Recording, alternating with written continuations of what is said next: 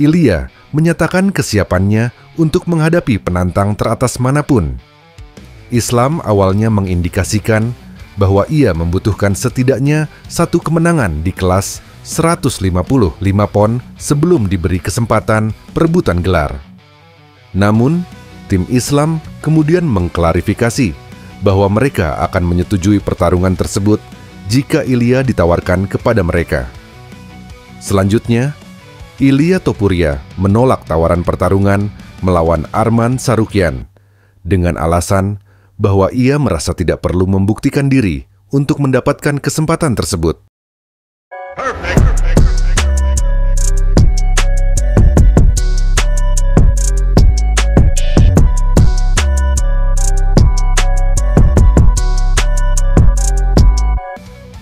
Kita telah melihat julukan baru Topuria, La Leyenda. Julukan ini, yang jelas berarti legenda, dianggap arogan.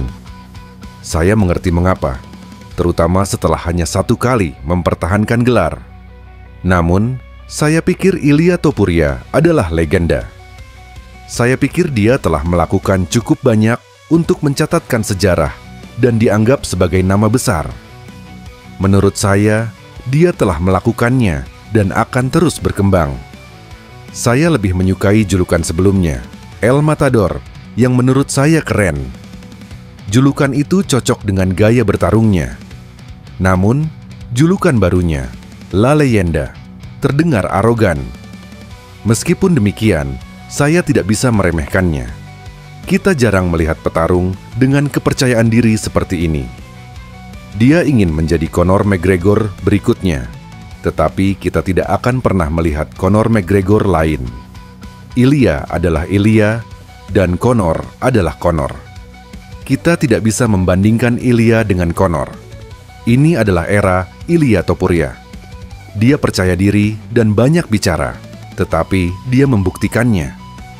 Dia mengatakan akan mengalahkan Volkanovski, dan meskipun tidak secepat yang dia prediksi, dia tetap melakukannya.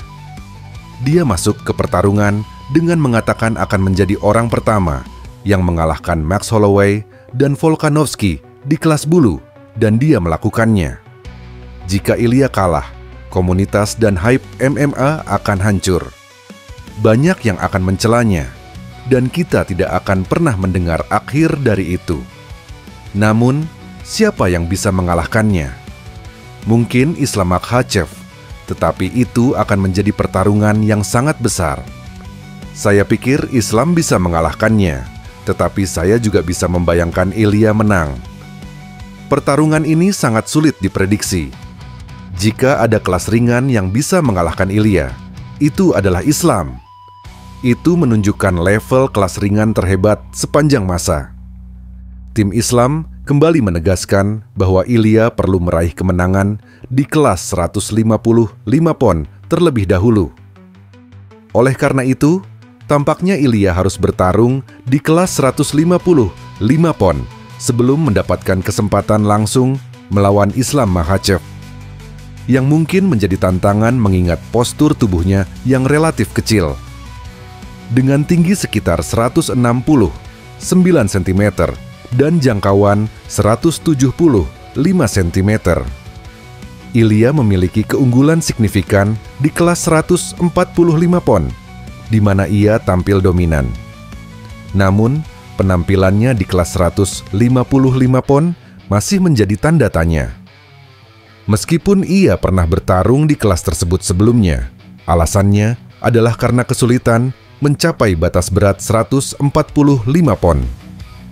Ia mengalahkan Jai Herbert dalam pertarungan tersebut, lalu segera kembali ke kelas 145 pon.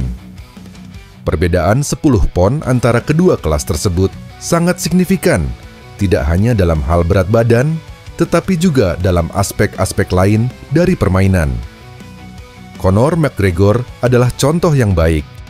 Ia sangat dominan di kelas 145 pon, tetapi kesulitan di kelas 155 pon melawan Nate Diaz dan Eddie Alvarez. Demikian pula pertarungannya melawan Khabib Nurmagomedov dan Dustin Poirier menunjukkan perbedaan performa yang signifikan antara kedua kelas tersebut. Ilya mungkin akan menghadapi tantangan serupa di kelas 155 pon, terutama melawan petarung dengan jangkauan dan kekuatan yang lebih besar. Meskipun ia memenangkan pertarungan di kelas 155 pon melawan Jai Herbert, ia segera kembali ke kelas 145 pon karena merasa tidak nyaman. Dalam pertarungan tersebut, ia kesulitan menghadapi jangkauan dan kecepatan Jai Herbert yang berhasil mendaratkan pukulan-pukulan bersih. Namun, Ilya menunjukkan keunggulan dalam gulat, di mana ia tampak sangat kuat secara fisik. Ia berhasil membanting Jai Herbert dan mengendalikannya di ground. Di ronde kedua, ia mengalahkan Jai Herbert dengan pukulan overhand yang mematikan. Mengenai calon lawannya di kelas 155 pon, Arman Tsarukyan mungkin menjadi pilihan yang baik karena ia tidak memiliki keunggulan jangkauan atau tinggi badan yang signifikan. Meskipun Arman memiliki keunggulan kekuatan, pertahanan tinjunya kurang baik yang bisa dimanfaatkan oleh Ilya. Pertarungan ini akan sangat bergantung pada kemampuan gulat Arman. Justin Gaethje juga merupakan lawan yang menarik, meskipun ia memiliki kelemahan dalam pertahanan jarak dekat. Ilya mungkin memiliki keunggulan dalam pertarungan ini. Charles Oliveira, meskipun berbahaya, memiliki gaya bertarung yang mungkin cocok untuk Ilya. Charles cenderung menyerang dengan agresif dan tidak suka mundur, yang bisa dieksploitasi oleh Ilya.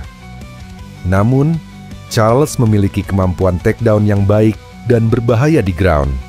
Dustin Poirier mungkin menjadi lawan yang paling sulit bagi Ilya, karena ia memiliki pertahanan yang solid dan kemampuan serangan balik yang baik. Ilya perlu mencampur takedown dengan tinju untuk mengatasi Dustin. Secara keseluruhan, Ilia Topuria adalah petarung yang menarik di kelas 155 pon, tetapi ia mungkin menghadapi tantangan signifikan melawan petarung yang lebih besar dan lebih kuat. Ia perlu memilih lawan dengan bijak untuk memaksimalkan peluangnya. Oke, mungkin cukup di sini pembahasan tentang nasib petarung 5 besar UFC kelas lightweight. Mohon maaf jika ada kesalahan kata dan terima kasih sudah menonton. Sampai jumpa.